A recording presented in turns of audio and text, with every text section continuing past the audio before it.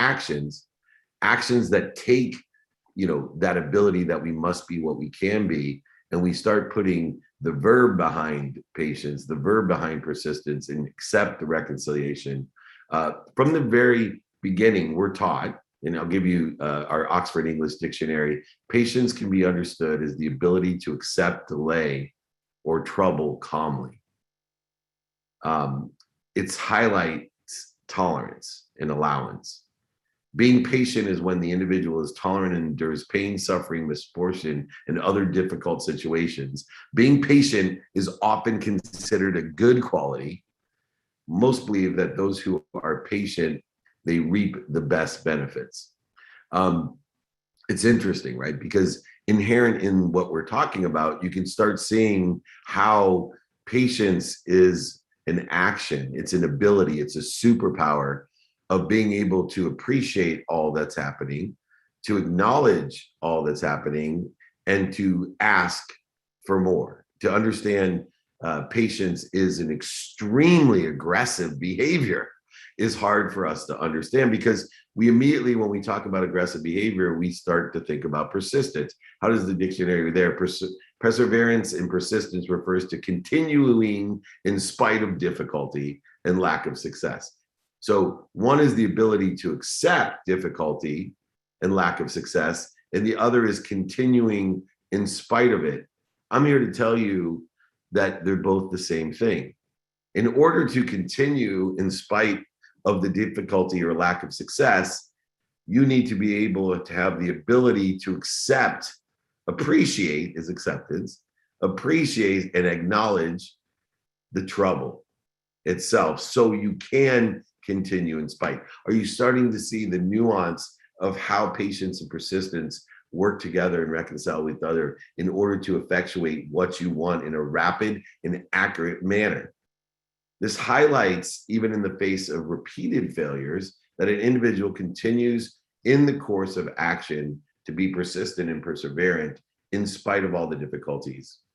And in order to understand how to reconcile these actions of how we deal with difficulty or lack of success, in other words, pain, failures, setbacks, mistakes, how do we do that?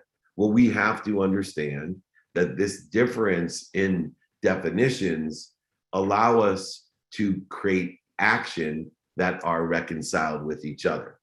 In other words, in the very core of who I am, if I try to get happy and I'm seeking happiness and I'm persistent in being happiness, it will never come to me.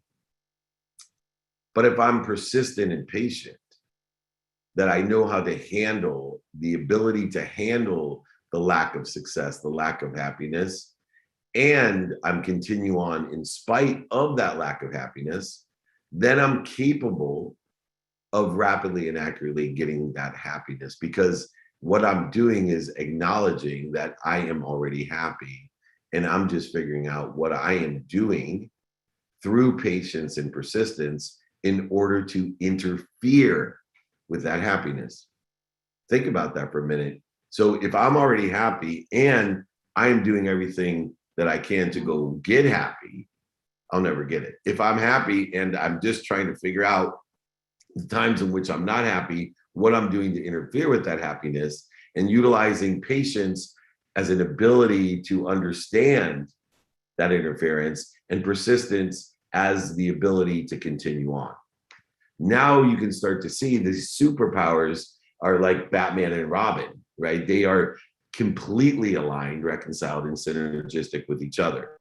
And we are taught, though, right, that they couldn't even be relatives of one another. They couldn't even be friends, let alone super friends. They are super friends. They're Batman and Robin. Patience can be understood as the ability to accept it and how to deal with it, and perseverance is the ability to continue on. Now, the characteristics in the form that patience is tolerance or acceptance seems once again to be counterintuitive to persistent. If we're allowing things to happen, how can we be persistent to it? Perseverance suggests that we're overcoming, overselling, back-end selling, going around, under, through. How does that? What we need to do is detach. we need to understand detachment, because what happens is, if let's take wealth as an example, if I want to go get wealthy, I'll never be wealthy, because I won't be able to hit that emotional level. There's no determination of that. If I already know that I'm wealthy and I figure out what I'm doing to interfere with it, then I am allowing it to happen with the same exact energy, the same as exact directives that are trying, or other people try to go get it with. I'm utilizing that energy, that free will, to clear away what already exists. Patience usually does not suggest acting against opposing forces. Now, there's a differentiator that allows us to reconcile the two. What do I mean? That if you think that you have to go get something, if you think you're not worthy of it, of happiness, of health, of wealth, then you're going to have to be persistent, because persistence is what allows you to go against opposing forces, go under, over, around it, through it, lie, do it, manipulate it, cheat it, oversell it, back end sell it, whatever people do. And then patience does not suggest that you need to act against opposing forces, but the way the characteristics are defined is we should wait for it to happen. No, we want to free it. Free will. What am I talking about? See, all of these things stem from your knowledge that there is, and I hope everyone can accept this, because if not, it's very difficult for patience and persistence to reconcile. It's very difficult for the currencies to reconcile, of faith and money, all the different reconciliations that cause counterintuitive thought, cause resistance, void, shortages, and obstacles. But hear me out. If you believe, which I hope you do, that there's something bigger than you, if you believe that there's something bigger than you, an all-knowing, all-powerful, omniscient source, whatever you define it as, whatever religion you believe in, whatever spirituality or emotional attachment you have to that idea. But if you believe there's something bigger than you, you will be capable of reconciling patience and persistence. If you don't believe that, we're wasting our time. You should just disconnect and not listen to that. But if you believe there's something bigger than you, and you have faith that the all-knowing, all-powerful, omniscient, because of its own definition of who that bigger than you is, cares about you, loves you, protects you, promotes you as much as you would your own children, or as much as your mom or dad would protect, promote you, and love you. If you believe those two things, it becomes quite obvious how the action of patience exists, and how free will, how the desire to be what you must be, what you may be, what you already are, is inherent in the nature of this reconciliation between patience and persistence. If you believe there's something bigger than you, that omniscient, all-powerful, all-knowing source that cares about you, promotes you, and protects you the same way that you would your children or your parents protect and promote you, then you can fully understand how we use our free will, our desire that we must be what we can be, in order to free what we are given.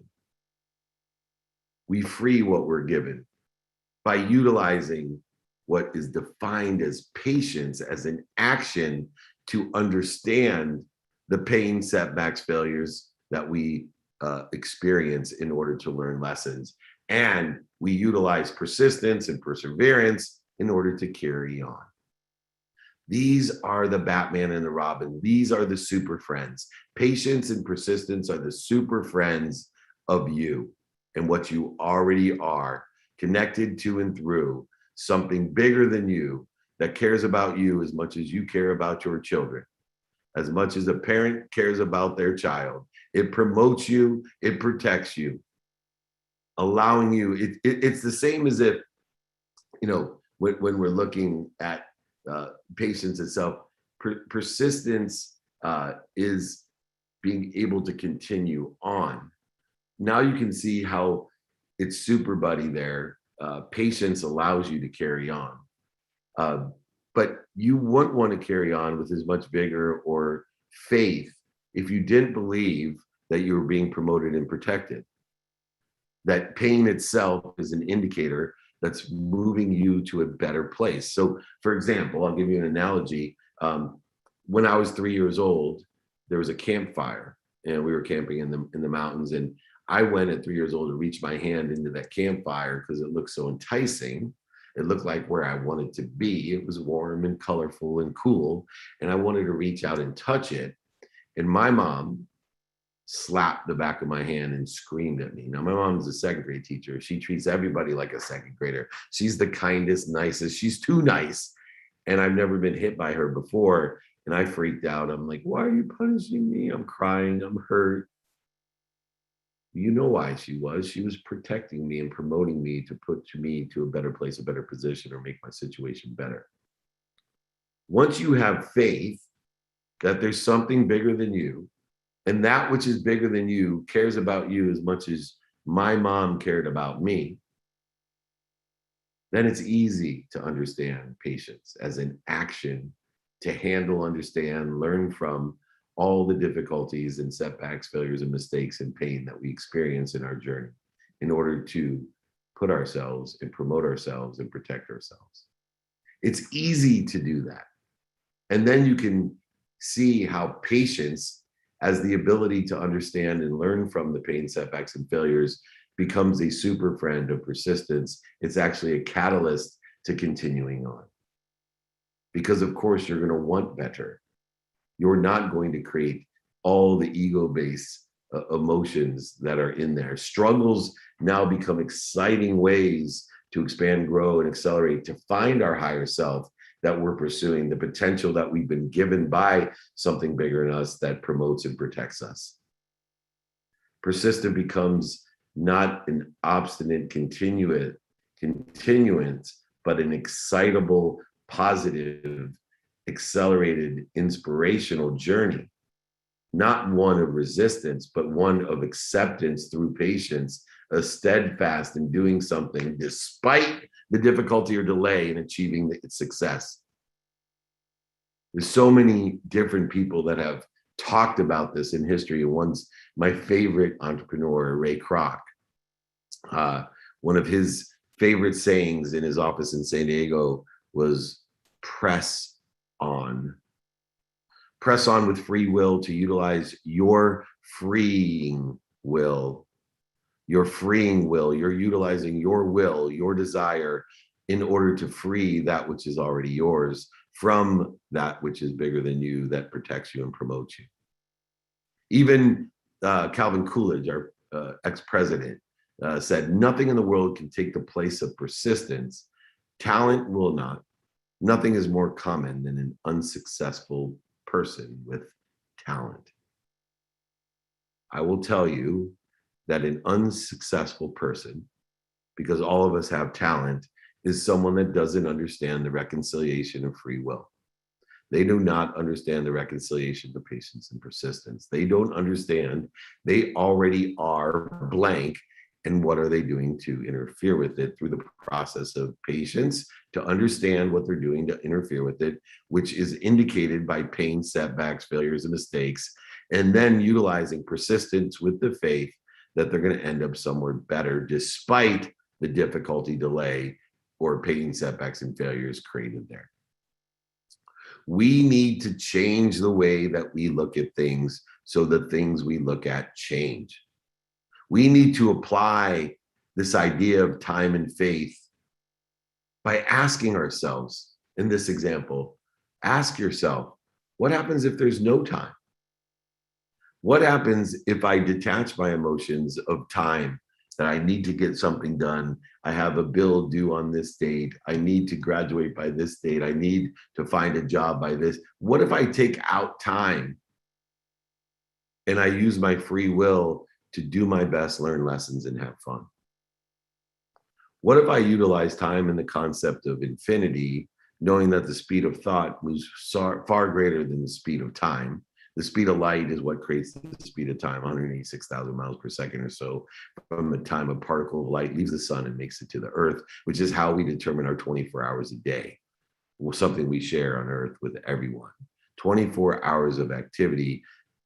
I suggest that you take time out of the equation and apply timelessness with faith, that there's something bigger than you that promotes and protects you the same as you are protected and promoted by your parents, or you would promote and protect your own child.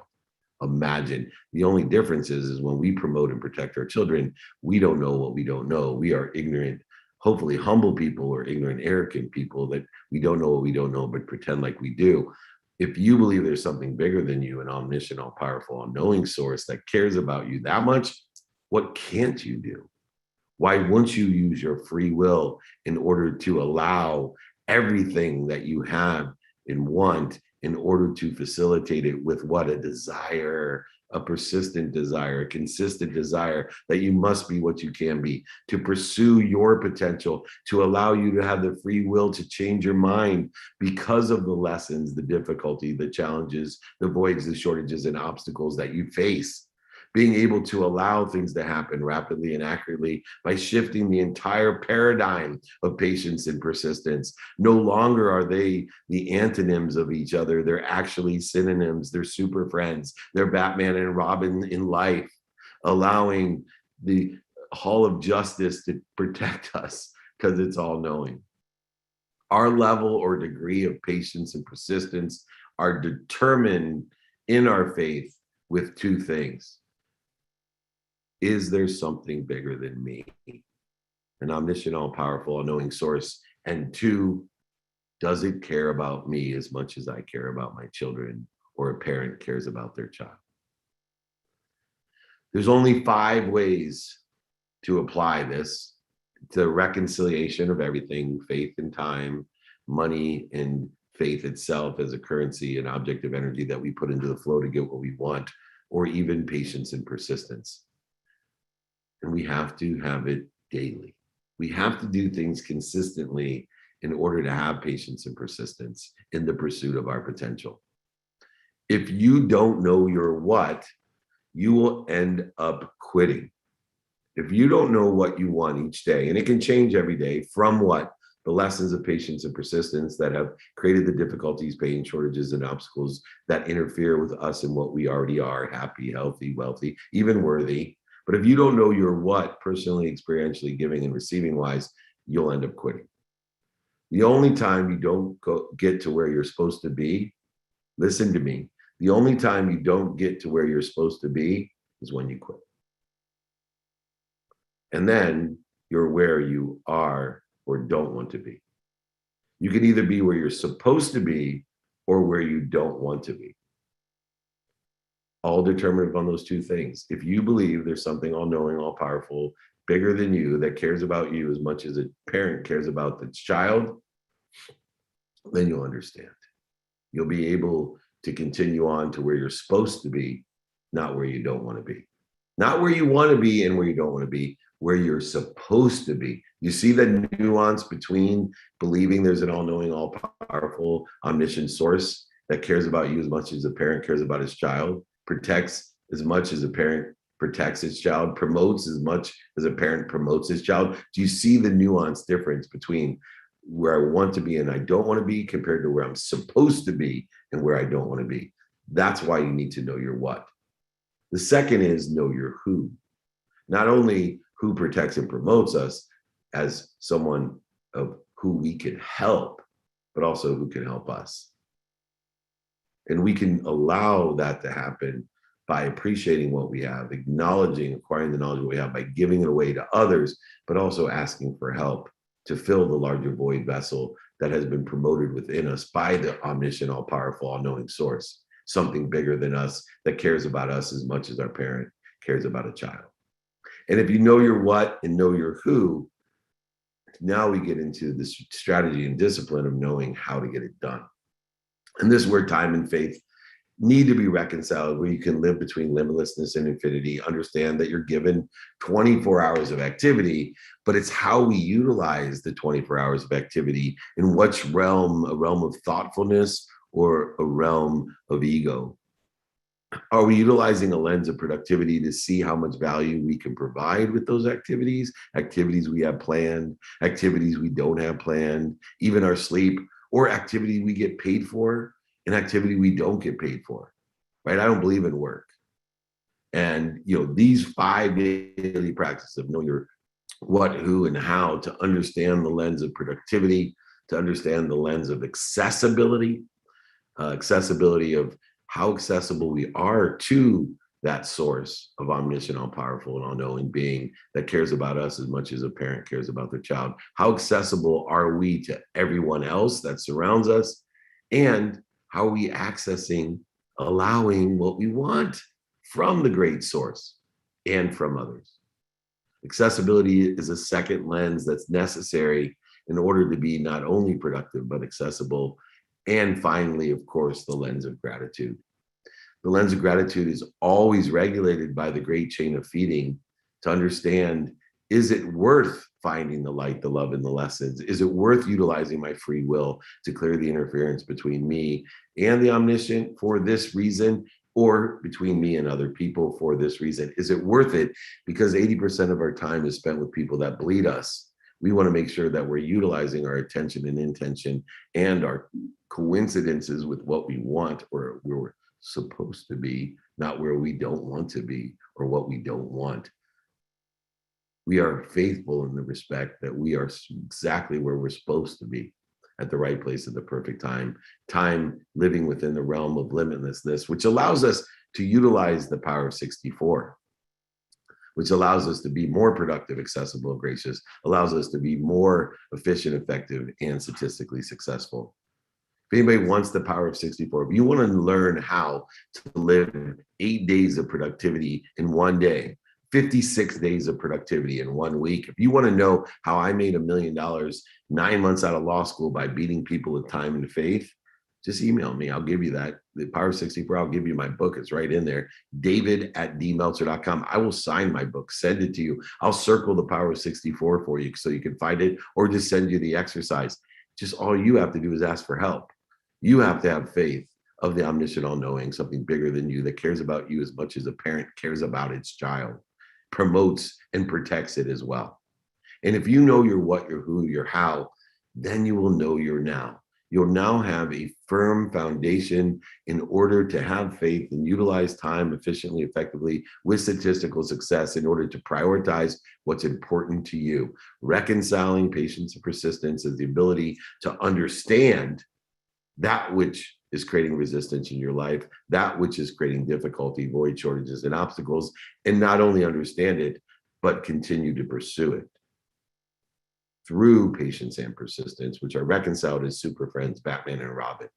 And if you do this, it'll allow you not to find your why, right? Because remember, you're connected to and through your why at all times. You already told me, 98% of you, that you believe in something bigger than you, an omniscient, all-powerful, all-knowing source that cares about you as much as a parent cares about its child. Therefore, what we want to do is apply all of that why. We don't want to find the why. We don't want to find our health, happiness, and worthiness. We don't want to find that. We want to apply it so that we get more. We want to appreciate it, acknowledge it, and ask for more of it by applying our why. And the 4 steps of applying your why, which also I will send you, david@dmeltzer.com. If you want to apply your why, you need to identify what's interfering with it. Understanding there's something bigger than you that cares about you, promotes you, protects you as much as the parent protects its child. But you need to identify those triggers. There are different people in your life, family, friends, whoever it may be. And then you got to stop. There's where the patience come in. Patience is a fierce free will. In order to not go and try to resist it, go over it, under it, through it, around it, instead of overselling it, back end selling it, lying to it, and manipulating and cheating it, just stop. Utilize your free will the best you can to detach yourself from that outcome and stop. Breathe through your nose, out through your mouth. Another action of patience, and then roll in persistence towards what you want, who can help you and who you can help, figuring out through the power of 64 how to get it done with the lenses of productivity, accessibility, and gratitude to determine what's important to you. and to do it now, because 100% of the things you do now get done. And then finally, instead of searching for your why, let me help you apply your why.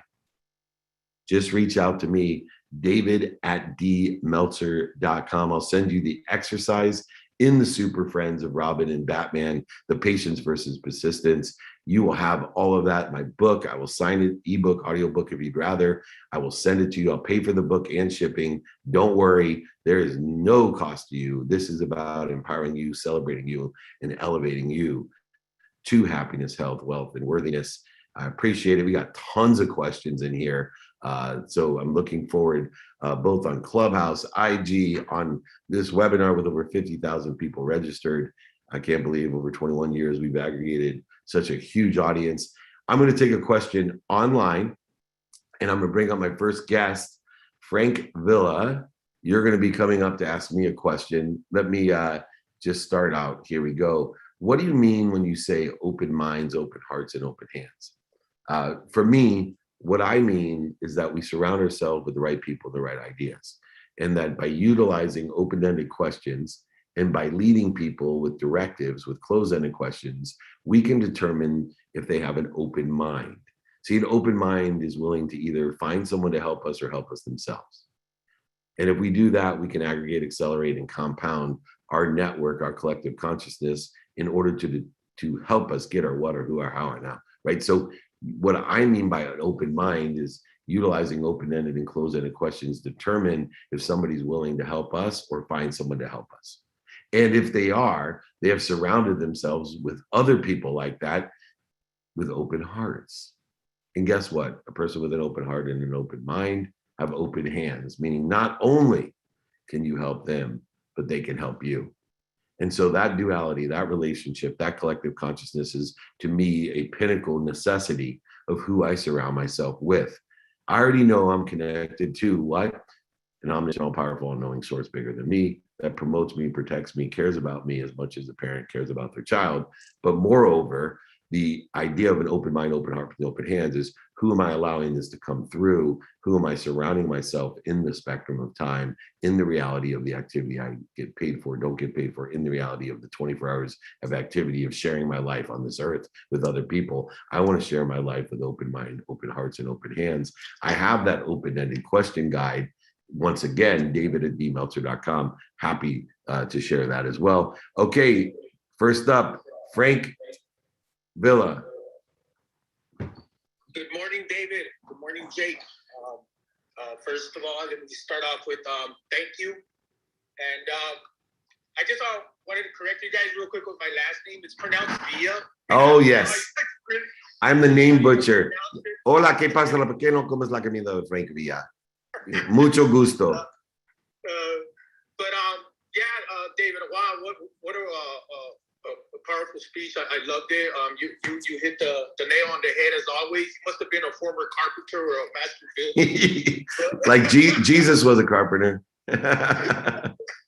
Well, I truly believe that we are the light. Everybody has that Christ conscience, and as we are the light of our own world, And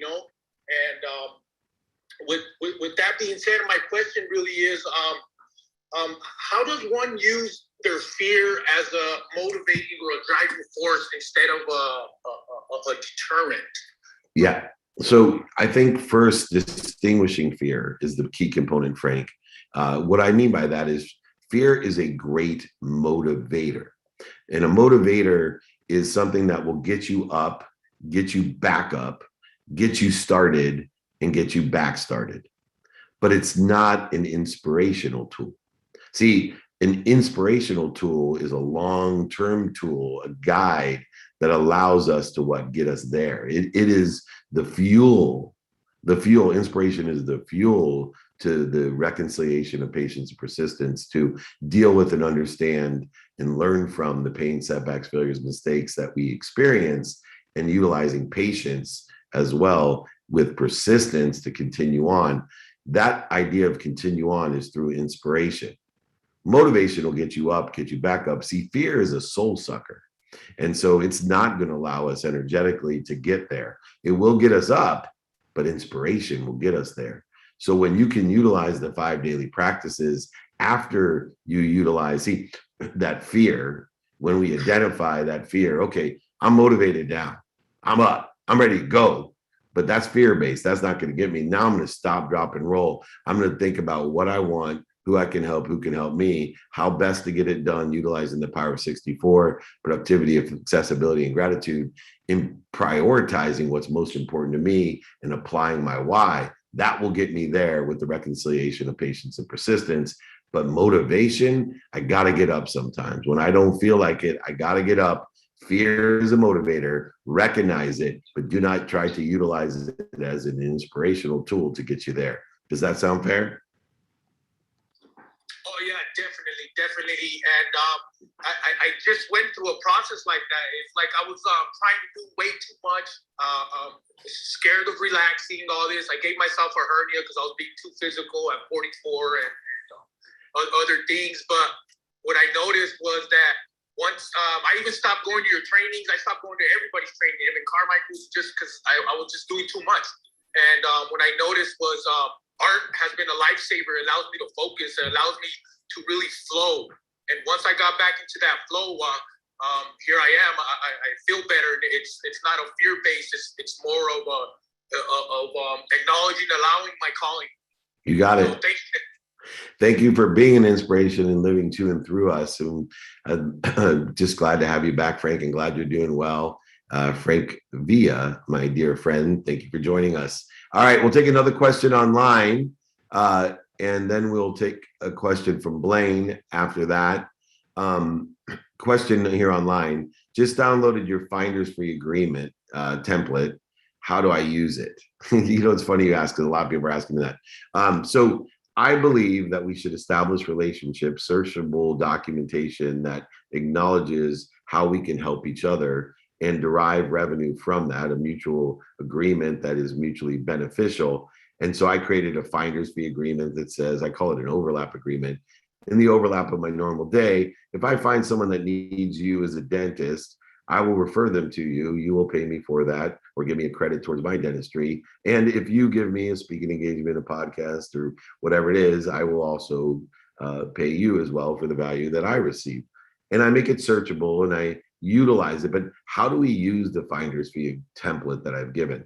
What you need to do is go through and change the parties to those that are involved each time, change any of the non-standard templates of the agreement. The agreement is one of trust. It's one of recognition, meaning that we don't remember two things, that we even have an agreement, or two, what the agreement was. And there's becomes all types of resistance, void, shortages, and obstacles between two mutually beneficial people, two people that consider themselves to try to be helping each other, but because they don't codify it, they feel that there's some sort of missing component. How many times have you helped someone and not done a finder's fee agreement or an overlap agreement, and everybody's enjoying the rewards of the party except for you, and you created the party? This is a way to document the party, making sure that if you've gone through the effort to make sure that we've created a great party where everybody mutually benefits and has a great time, makes money, helps people, and has fun, that you get your portion and rewards from that so that you can do it again. Expand, grow, and accelerate so that you can appreciate what you have done and others can appreciate it, expand and grow. You can acknowledge it, still give it all away, and then ask for more. A finder's fee agreement is a representation of the flow of value between two parties that want to mutually benefit. And it's predetermined and codified so that we can remember what we said. If you feel as if you lost thousands, millions, or even hundreds of millions of dollars by not codifying and recognizing the value that you brought by creating a party or relationships that have resulted in financial gain that you feel that you took part in, and also you have not rewarded others for bringing opportunities to you, then document it. Utilize an overlap agreement, a finder's fee agreement. Go through, customize it with your own company's names and the companies and parties' names in which you want to effectuate it. Utilize the standard clauses and manipulate it to the country or state or city that you're in. But remember, the real understanding of this is not because we don't trust one another. It's because we don't remember, remind, or recollect. what the heck that we agreed on that would be mutually beneficial. We are stagnating the abundance that we live in. We are in the flow. We are here to appreciate all that we have, acknowledge it by giving it away, by being of service to others, and then asking others for help so we can fulfill the expanded version of ourselves, our better selves, our more potentialized self. And we utilize this with patience and persistence. Awesome. Okay, next up, Blaine, what do you got for me? Hey there, since it's a Veterans Day, I've got a topical question for you. Do you have any advice for a service member who's looking to get involved in entrepreneurship or business? Well, first of all, I highly encourage anyone that's a veteran. Number one, appreciate everybody's service. I want to recognize Veterans Day. 11/11 is an appropriate day. It's a lucky day for me. I was born on 1/11. I'm a one person. My business partner's uniform number was number one. It's all about the one. So put yourself first. You have created freedom and opportunity for everyone. So thank you for your service. Reach out to me if you are a vet. Vets are very much like athletes as far as their skills, knowledge, and desire go. You have the superpower that creates success if you're a vet. And that superpower is called discipline. Discipline leads to consistent behavior. Consistent behavior leads to persistent behavior, which leads to patience, which leads to potential. And so if you are looking to align synergistically and supplementary your skills, knowledge, and desire to an industry career, something that's doing well, something that's stable, something that you think is doing well, either by the industry career or job that you're seeking, please reach out to me, david@dmeltzer.com. I will help show you how your superpowers can be applied to not only make a lot of money, but to help a lot of people and have a lot of fun, to be rewarded for the service that you provided, the freedom, the free will that you provided, freedom being the ability to have as many wishes as you want and pursue the wish that you want. Freedom is the ability to have as many wishes as you want and to pursue the wishes that you want.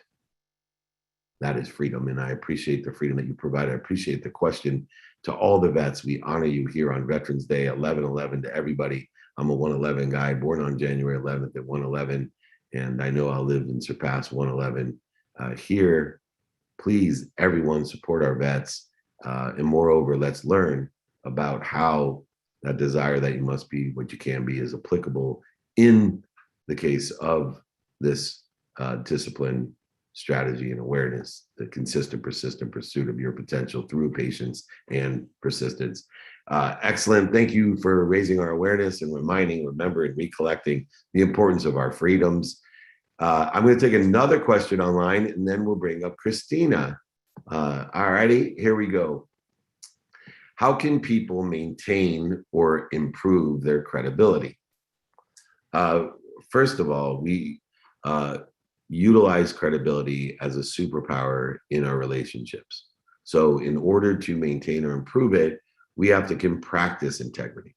We have to practice credibility.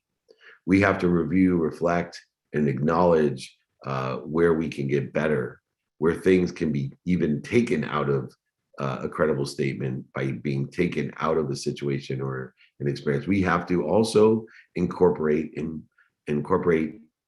forgiveness into the maintenance and improvement of credibility, because nobody is 100% credible. We should strive for 100% credible or integrity, but it's impossible because of perceptions. It's not what we say, it's what people hear. And there's so many different circumstances that arise that have diminished or dissolved credibility in so many different areas of my own life. And so I try to practice credibility. I try to practice integrity. I try to look with a fine-tooth comb in everything that I'm doing to maintain and improve that credibility, knowing that if I ever could get to 100% credible, then everyone would do what I asked. If I told you all today with 100% credibility, wire me $1 million today, I'll wire you $2 million tomorrow, everybody would borrow, beg, steal, find $1 million to wire me if I was 100% credible. So what we want to do is practice credibility by practicing integrity, by increasing our ability to effectively communicate. Knowing it's not what we say, it's what they hear, but going through what we say, what we do, what we hear with a fine-tooth comb to improve and maintain that credibility. Credibility is the most important thing and also the most overlooked thing, especially in pitching. I'm filming 2-minute drill right now. We are on our last day of filming our last 3 episodes, and I can't tell you how many people go down the rabbit's hole of losing credibility, where all I'm thinking about during the pitch is what else are they lying, exaggerating about, overselling or back end selling about, cheating or lying about, when I should be thinking about how great is this pitch, how much value are they providing, how credible and integral are they in what they're saying. But they over exaggerated one thing, they lost credibility, which sent me straight down the wormhole of thinking that everything else they say is not credible. There's an old story of Boy Who Cried Wolf. It can be utilized as a practice to maintain or improve your credibility. Thank you so much for that question. Next up, Christina. Always a pleasure to have you here on Clubhouse. Good morning. Happy Veterans Day. Thank you. So my question comes from actually our private training or private coaching group from this week. That was unbelievable. It was so powerful. But something that had come up was that really resonated with me is like, even when we try our best, it's not working or not, happening in the way that we thought it was. And so you said, you're utilizing your best in the wrong direction. And the better question is, what could I be doing differently for my best? And I thought that was a really beautiful way to reframe or to help when you are doing your best, but you're still finding resistance or not, not happening the way you think. So can you put it in this perspective of patience and persistence, and also how do you answer what could I be doing differently for my best? What is the next step for that? And thank you so much. Thank you for taking notes and reiterating things that I can't even remember. So, but to do our best is the ability to incorporate both patience and persistence. Am I doing my best at understanding and learning from the mistakes, failures, setbacks, and pain? Am I doing my best also at continuing on? And if so, where and how should I continue on? By utilizing the 5 daily practices of knowing my what, my who, my how, my now, and applying my why. And so if we're doing our best, learning lessons and having fun, that regardless of the pain, the setbacks and failures that we may experience, that part of doing our best, learning lessons and having fun, is how quickly we can promote, protect, or move from that pain, setback, or failure. And I think incorporated in the idea of doing our best, learning lessons, and having fun, accumulated or defined as our perspective.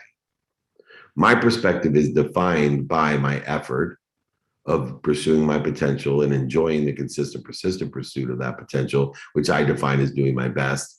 And then, of course, learning lessons incorporates patience and persistence, because if our ability to believe and have faith that there's something bigger than us that is omniscient, all-knowing, and all-powerful, that cares about us as much as a parent cares about its child, then I therefore am learning from it with the confidence that it's going to promote me, protect me, put me into a better place, a better situation, or make my situation better, which allows me to once again have fun. And if I'm having fun, that allows me to what? Continue the process, which is persistence, in order to facilitate the enjoyment of the consistent, persistent pursuit of my potential. Once again, proving that the super friends of patience and persistence, the Batman and Robin of faith, of promotion and protection, are allowing us to get to a better place, a better situation, regardless of the failures, setbacks, and mistakes that we've made. It's a beautiful thing that is all incorporated in the oneness of how these things are reconciled. Most importantly, I want to acknowledge the fact that you are paying attention to and giving intention to the coincidences that you want, and just the fact that you have taken the interest and have been more interested than interesting by utilizing all the different free and groups and one-on-one stuff that is available to you to pursue your potential. There's no doubt why you are growing, expanding, and accelerating, why you are happy, healthy, wealthy, and worthy, and you are figuring out what you're doing to interfere with it. Thank you so much, Christina. That was an extraordinary question, and I certainly appreciated having you on. Thank you. And God bless you and your team as always. Amazing. Thank you. Thank you. Thank you. You got it. Thank you. Okay, I'm going to take another question online. We've been doing these trainings for over 21 years. If you have any questions, put them in there. If you don't get answered today, just reach out to me, david@dmeltzer.com, for my books, guides, and exercises. I give my books for free, ebook, audiobook. I sign them, I send them, I pay for shipping. Just email me, david@dmeltzer.com. All replays are always available. We've done these for over 21 years. The podcast is called The Playbook. We have the billionaires, millionaires, and entrepreneurs, celebrities, athletes, and entertainers, from Cameron Diaz to Dan Aykroyd to Marshall Falk to Paulo Ono to Rob Dyrdek to Ray J. It doesn't matter. We've had them all. Incredible CEOs and chairmen of Alphabet, like my friend John and others. Also the CEO Alex Machinsky for Celsius Network. But most importantly, we have all the trainings on there. So if you want to go back because I talked too quickly or you missed it, go ahead, download the playbook and listen to your own questions get answered. Next up on Clubhouse, after I answer a question online, is the incredible Chef Marshall, one of the superstars of the 2-minute drill. Anyway, let me take this question online. I posted a question earlier in the chat box mistakenly. I believe that you already answered the question. Oh, it covered acceptance and faith. Oh, bummer. All right, here we go. I downloaded your overlap agreement. How do I use it? Went through that. What's the best way to practice patience? Of course, it is a practice. How do milestones help us remain patient? Good question. All right. How do milestones help us remain patient? I love the fact that you use the word milestones because too many people have objectives or goals. That, to me, signifies an end. There is no end. We live between infinity and limitlessness. We do not want to limit ourselves. We don't want to create resistance by having certain end goals or time frames in which we are supposed to effectuate what we want instead of what we're supposed to be. Where we want to be instead of where we're supposed to be, and when we want to be there instead of when we're supposed to be there. See, milestones represent the supposed to be, and so, because milestones represent supposed to be, we then effectuate the idea of faith that we utilize our actions to understand and learn from. This is the definition of patience that we should be teaching. We have the ability through patience to understand and learn from the pain, setbacks, and failures, which allows us to have the persistence, another ability to continue on, both effectuated by the belief there's something bigger than us that's omniscient, all powerful, and all knowing, that cares about us as much as our parents care about a child. That's simple. As much as a parent cares about a child, to promote, protect them to a better place, a better situation. In other words, to help them get to where they're supposed to be, not where they think they are or want to be. Okay, so use your milestones to remain patient, knowing that they're just there to signify direction, not an end. Milestones are used for direction, to surpass or go by or around, but not an end. A milestone is not a goal. It is not an end. It doesn't create resistance, voids, and shortages. Next up, the incredible superstar of the 2-minute drill on Amazon Prime Video and Bloomberg, the incredible wellness specialist, my man, Chef Marshall. I guess not. All right. I'll take on another. I can't hear. Oh, okay. Go. Hey, what question? What question do you have, my friend? Yes. I'll give a shout out. You talked about forgiveness and being worthy. I want to, for people that are not familiar with you, I just want to first. You've heard me talk to you about this, but I wanted to say that David is a really genuine human being because he really cares, and he helped me get over myself and forgive myself for not being able to connect with my mom, and help me reconnect with my mom over a big thing that happened and kind of wrecked our whole family. And I just want to say that David's awesome. So if you're first time listener to the man, David Meltzer, he is the bomb. The other thing that I want to comment is, the whole thing of being worthy. I have been working on, feeling worthy of receiving amazing things in my life, and I have an amazing wife and kids, and I get to help all these people improve their health and quality of life. And I'm really now finally recognizing that I am worthy of receiving good things in the world. And I just wanted to kind of share that. I don't really have a question today, but I always love listening to your stuff. And I'm now kind of trickling into my kids' minds about your stuff. And so anyways, keep up the work, David. Super appreciate it. I appreciate the comments and love the shares. Also would love questions as well. Chef, thanks for joining us. I'm gonna take a question online, which I find to be very intriguing. How to have faith when you feel like you can't. Now we see patience and persistence in its true nature. Remember, persistence is the ability to continue on.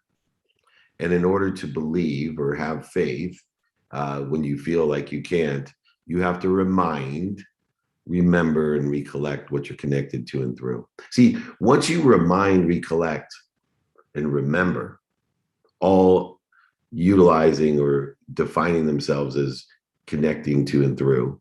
When we remember, when we remind, we are joining, right? We are connecting to and through. And we recollect, right? We are connecting to and through. We are joining. Once we rejoin, recollect, or remember, remind that we are connected to and through the greatest power, the omniscient, all-knowing, and all-powerful source that cares about us as much as a parent cares about the child, you will feel that you can, because you know you're being promoted, you're being protected when the things that you don't want appear in your life. You'll have the patience, which is the ability to find the lessons and understand what's going on. You'll have the patience, the ability to understand what's going on, but you also will effectuate the continuance of going on through persistence, all based off of two simple things: faith and the understanding of what that means, that there's an all-knowing, all-powerful source that cares about you as much as the parent cares about his child.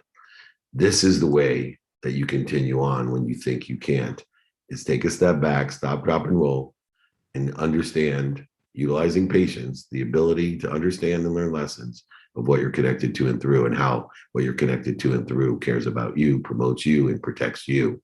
Last guest coming up here on Clubhouse, Amy, welcome.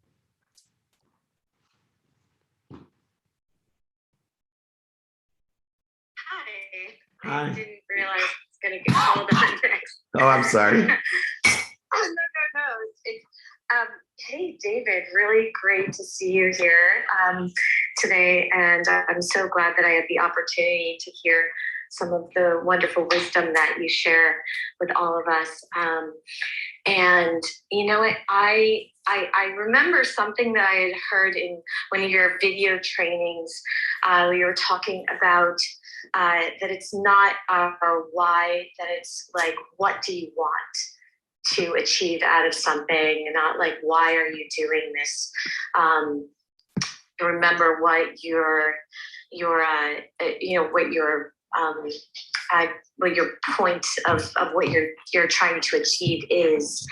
And I wanted to kind of, because it's been a while since I heard that, since I saw you speak on that. And so I was wondering if you could maybe kind of share what the difference is between the what and the why. Thanks. Yeah, and so that's where the 5 daily practices come in, and I'm going to send them to you, Amy. So if you email me, david@dmeltzer.com, if you email me, I will go through finding your what, knowing your what each day, not being afraid of learning and being a hypocrite and changing your mind, but knowing what you want personally, experientially, giving and receiving, and then moving to the next step to get to applying your why, which is who you can help and who can help you. Then understanding with the power of 64 and the lenses of productivity, accessibility, and gratitude, how to be efficient, effective, and statistically successful. In other words, knowing your how, then being able to prioritize, which is a key indicator. It's also a true solution to procrastination and laziness. But those who know their importance of what to do it now. 100% of the things you do now get done. People get things done are passionate, purposeful, and profitable. So if you know your what, your who, your how, and your now, you will apply your why. You not only will be motivated every day to get up, get back up, get started, get restarted, but you'll be inspired to get further past those milestones, to enjoy the consistent, persistent pursuit of your potential, to have the desire to must be what you can be, to have faith there's something bigger than you that cares about you, promotes you, protects you as much as a parent protects, promotes, and learns from their own children. I appreciate the question, Amy. Please email me, david@dmeltzer.com. I will send you those 5 daily practices. I'll send the Patience First Persistent Guide to everyone. I will send my book, ebook, audiobook. I'll sign a book, ship it to you, pay for shipping and the book, david@dmeltzer.com. Thank you, everyone. I love to end on time. We're going to go film our last day of 2 Minute Drill Season 3. Check it out on Bloomberg and multiple streaming channels. The news coming out. Next week topic is bring your own questions. I'll bring the answer. It's 6 a.m. Pacific time next Friday. Office Hours, Episode 5, premiering Friday again on Bloomberg TV with Tom Bilyeu, Nicole Lynn, Erica Nardini from Barstool, and Laura Wild. Are you kidding me? It's an incredible lineup. Make sure you email me for the guides, exercises, and my books, david@dmeltzer.com. But remember, most importantly, be kind to your future self and do good deeds. Have a great day.